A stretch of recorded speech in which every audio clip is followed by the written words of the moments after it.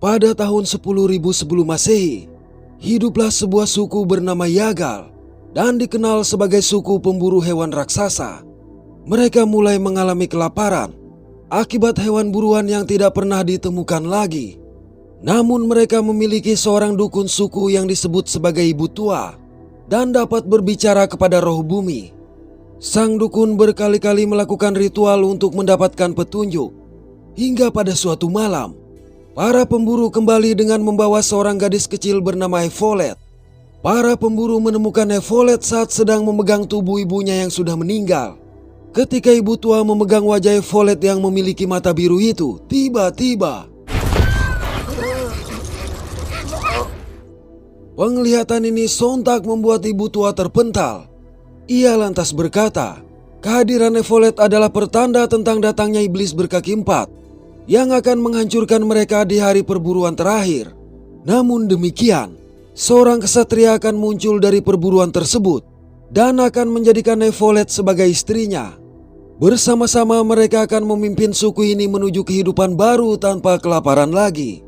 Jadi mereka harus melindungi Evolet sampai hari yang diramalkan tiba. Dan inilah dongeng dari film yang berjudul 10,000 BC 2008. Kepala suku tidak mempercayai ramalan ibu tua, sehingga memutuskan pergi untuk mencari dunia baru agar rakyatnya tidak kelaparan. Menurutnya ramalan ibu tua akan memakan waktu bertahun-tahun bila harus menunggu perburuan terakhir. Sebelum pergi, kepala suku meminta sang sahabat yang bernama Tik-Tik untuk merahasiakan tujuan kepergiannya dan memberikan tombak putih sucinya, serta meminta Tik-Tik untuk merawat putranya. Setelah kepala suku pergi, putranya yang bernama Dileh mulai dibuli oleh anak-anak lain yang menganggapnya sebagai anak dari seorang pengecut. Tik-Tik bahkan harus selalu menghentikan perkelahian dan memperingatkan mereka agar tidak berkata seperti itu lagi. Akibat hal ini, Dileh menghabiskan waktunya seorang diri. Kendati begitu, Evolet masih mau berteman dengannya. Evolet paham bagaimana rasanya hidup sendiri karena sukunya telah dihabisi oleh iblis berkaki empat. Mendengar itu, Dileh berjanji tidak akan pernah membiarkan Evolet sendirian lagi, hingga tumbuhlah rasa cinta di antara mereka. Tahun-tahun berlalu, akhirnya waktu perburuan terakhir pun tiba. Di sebuah bukit, Dileh yang sudah dewasa bertugas untuk mengawasi kedatangan Manak dengan ditemani oleh seorang remaja bernama Baku. Selang beberapa saat, Evolet yang sudah tumbuh menjadi seorang gadis cantik datang. Evolet mengungkapkan kekhawatirannya akan kemampuan berburu seorang pemuda bernama Karen, sehingga mengajak Dileh pergi bersamanya lantaran tidak ingin jatuh ke pelukan pemuda tersebut. Namun Dileh menolak untuk pergi seperti yang dilakukan oleh ayahnya dan berjanji untuk memenangkan perburuan. Bersamaan dengan itu, Baku memberitahu bahwa Manak telah datang. Rupanya yang mereka sebut sebagai Manak adalah Mammoth. Sebelum perburuan dimulai, Tik-Tik mengumpulkan semua pemuda suku dan mengingatkan bahwa siapapun yang dapat membunuh Manak akan mendapatkan tombak putih dan menjadi pemimpin baru suku mereka. Mereka kemudian mengendap-endap mendekati kawanan Manak. Begitu Tik-Tik menemukan target buruan, maka perburuan pun dilakukan.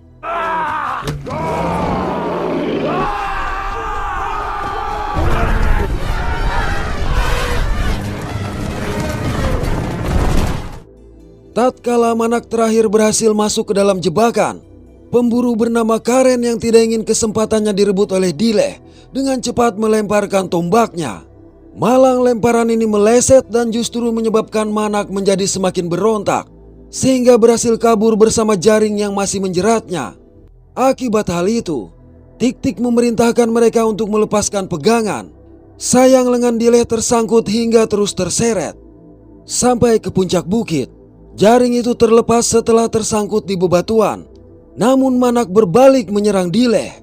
Parahnya lagi, tombak yang Dileh lemparkan bahkan tidak mampu menembus kulitnya. Dalam keadaan terpojok, Dileh menjepit tombak tersebut di antara bebatuan. Alhasil Manak yang maju menyerang tidak sengaja menabrak tombak yang menembus jantungnya. Tak lama setelah itu para pemburu sampai ke sana dan segera mengeluarkan Dileh yang terjepit di bawah Manak. Mereka memberinya selamat karena telah membunuh Manak seorang diri, yang mana aksi ini belum pernah dilakukan oleh siapapun sebelumnya. Atas keberhasilan itu, Dile berhak untuk memiliki tombak putih sekaligus evolet. Saat suku sedang mengadakan perayaan, Dile menyadari Tik-Tik tidak ikut bergabung. Jadi dia memutuskan untuk menemui Tik-Tik.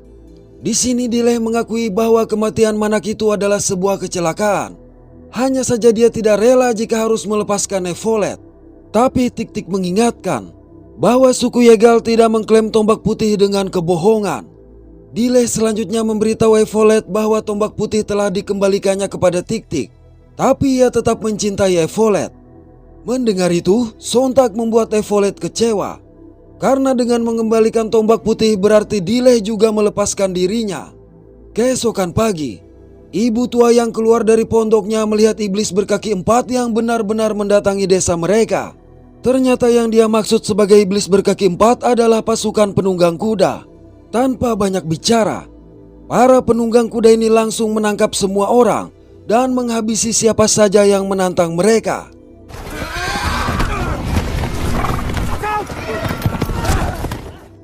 Di tengah kekacauan, Baku yang bersembunyi di gubuk harus menyaksikan ibunya dihabisi oleh seorang pria berjulukan Mata Satu. Sementara itu, Dile yang hendak membantu rekan-rekannya dengan cepat dihentikan oleh Tik-Tik karena mereka tidak memiliki peluang untuk menang. Sang pemimpin yang berjulukan Warlord terpesona dengan kecantikan evolet, jadi menculik evolet untuk dirinya sendiri. Setelah para penjahat itu pergi dengan membawa sebagian besar penduduk dan hanya menyisakan kehancuran bagi orang-orang yang ditinggalkan, maka Dile berencana untuk mengejar mereka. Mendengar Tik-Tik yang hendak pergi bersama Dile, maka Baku meminta ikut. Sayang ibu tua melarangnya dan memerintahkan Karen untuk ikut bersama mereka. Tapi saat ketiganya dalam perjalanan, mereka mendapati Baku yang mengikuti. Baku menjelaskan bahwa dia tidak memiliki siapa-siapa lagi. Setelah beberapa kilometer berjalan, mereka menemukan bekas perapian dan mata kalung milik evolet yang menandakan bahwa mereka berada di jalur yang benar. Di tengah perjalanan badai salju menerpa, di mana rupanya ibu tua dapat merasakan dingin yang mereka rasakan. Keesokan hari mereka berhasil selamat dari badai salju. Namun badai tersebut menghapus jejak yang ditinggalkan oleh keluarga mereka yang diculik. Di tempat lain, Mata Satu menemukan mata kalung yang kembali evolet jatuhkan untuk meninggalkan jejak. Mengetahui hal ini, Warlord pun meminta evolet menyerahkan sisa kalungnya. Tapi akibat evolet menolak, maka dengan kejam Warlord mencambuk tangannya hingga terluka. Selang beberapa waktu, Dile dan rekan-rekannya yang melewati daerah itu menemukan kalung berlumuran darah milik evolet.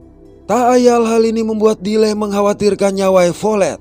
Namun Baku berasumsi evolet hanya menjatuhkan kalungnya. Bersamaan dengan itu, mendengar suara gemuruh hewan dari hutan, mereka menyimpulkan kalau para penunggang kuda sedang berada di sana. Mereka lantas memutuskan untuk memasuki hutan yang sangat rindang tersebut. Beralih pada kelompok Warlord, ketika masih menelusuri hutan yang sama, tiba-tiba melihat seekor hewan misterius yang menyerang anak buahnya, maka Warlord segera memerintahkan semua orang bergerak lebih cepat. Tak lama setelah itu, Dile menemukan topeng milik anak buah Warlord yang diserang tadi. Dengan begini mereka dapat melacak posisi kelompok Warlord. Begitu melihat evolet yang ada di antara para sandera, Dile berniat menyerang. Tapi Tik-Tik mencegahnya dengan alasan kelompok Warlord juga sedang waspada terhadap serangan tadi. Jadi dapat menyebabkan mereka tertangkap sehingga harus bersabar. Keesokan pagi dikala yang lain masih tertidur, Mata Satu menggunakan kesempatan itu untuk berbuat tidak senonoh kepada evolet. Namun tanpa diduga, setelah menumbangkan Mata Satu, Dile segera melepaskan evolet. Sayang pertemuan mereka terganggu ketika kuda mendadak panik akibat melihat sesuatu di hutan. Hal ini sontak membangunkan anggota kelompok Warlord. Dan gangguan tersebut Dile gunakan untuk membawa evolet pergi. Hanya saja Warlord menyadari kalau gadisnya telah hilang. Saat mereka sibuk mencari evolet, Dile dan evolet bergegas membebaskan beberapa sandera. Malang Warlord memergoki mereka sehingga kejar-kejaran pun tak dapat dihindari.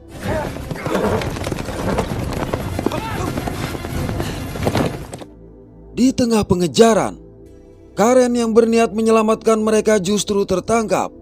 Tapi pengejaran terus berlanjut hingga secara mengejutkan.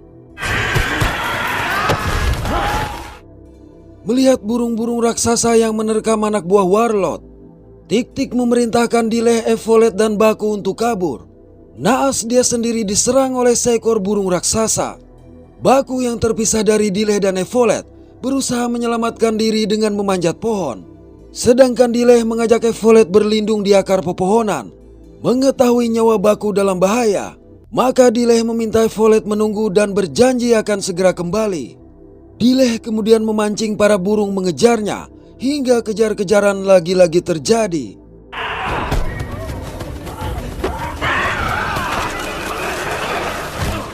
Cukup lama menghindar, Dileh akhirnya berhasil menghabisi semua burung yang mengejarnya, bahkan hanya dengan menggunakan sepotong bambu runcing. Di tempat lain, anak buah Warlord sukses menangkap Baku dan Evolet. Menyadari hal itu, terpaksa Dileh harus menahan diri dan memutuskan untuk mencari Tik-Tik. Beruntung Tik-Tik masih hidup meskipun terluka parah. Lalu dengan sebuah gerobak tak beroda, Dileh menyeret Tik-Tik sembari terus berusaha mengikuti jejak kelompok Warlord. Pada suatu malam, Dileh membakar luka Tik-Tik untuk menghentikan pendarahan. Di sini Dileh meminta maaf karena tidak mendengarkan saran dari Tik-Tik. Dileh lalu pergi untuk berburu saat mengejar sejumlah impala tanpa diduga. Kegelapan malam itu menyebabkan Dileh terperosok ke dalam sebuah lubang jebakan dan jatuh pingsan. Pada waktu yang sama, ibu tua terbangun akibat melihat seekor hewan buas raksasa dan berpikir peristiwa mengerikan akan menimpa Dileh. Sementara itu hujan yang sangat deras melanda, sehingga mengakibatkan lubang di mana Dileh terjatuh mulai tergenang air dan membangunkannya. Namun rupanya terdapat seekor harimau raksasa yang juga terjebak di lubang yang sama. Dileh awalnya berniat untuk menghabisi harimau tersebut, tetapi kemudian dia merasa iba. Dan setelah berbicara kepada si harimau agar tidak memakannya, maka Dileh memutuskan untuk membebaskan harimau tersebut. Begitu terbebas, harimau ini pun mendekati Dileh. Alih-alih memakannya, si harimau hanya mengendus dan langsung pergi meninggalkannya. Dileh lalu memanjat keluar dan mendapati Tik-Tik yang kondisinya sudah lebih baik. Tik-Tik memberitahu perihal suara serangan dan teriakan di balik perbukitan yang ada di hadapan mereka. Untuk itu keduanya memutuskan pergi menyelidiki. Tak berselang lama, mereka sampai di sebuah desa kecil yang tampak sunyi tak berpenghuni.